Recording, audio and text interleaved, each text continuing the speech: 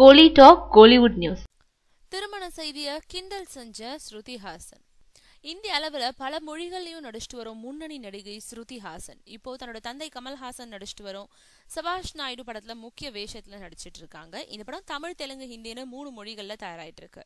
தவிர மலையாள பிரேமம் படத்துல தெலுங்கு ரீமேக், சூர்யா நடிச்சிட்டு வரும் S3 போன்ற படங்களை இப்போ பிஸியா நடிச்சுக்கிட்டு இருக்காங்க ஸ்ருதி.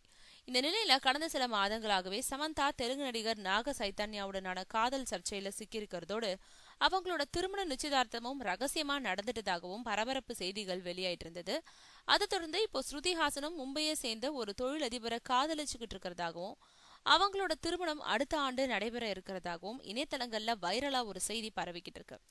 ஆனா அந்த செய்தி ஸ்ருதி ஹாசனோட காதுக்கு போனப்போ அவங்க துளியோ ரியாக்ட் பண்ணலையா. தன்னோட ட்விட்டர்ல ஓகே அப்புறம் அப்படின்னு அசால்ட்டா ஒரு பதில கொடுத்து அந்த செய்தியை கிண்டல் செஞ்சிருக்காங்க. இதனால சமூக வலைதளங்கள்ல காட்டுத்தீயா பரவிட்டு வந்த ஸ்ருதி ஹாசனோட திருமண செய்தி இப்போ பிசுபிசுத்து போயிடுச்சு.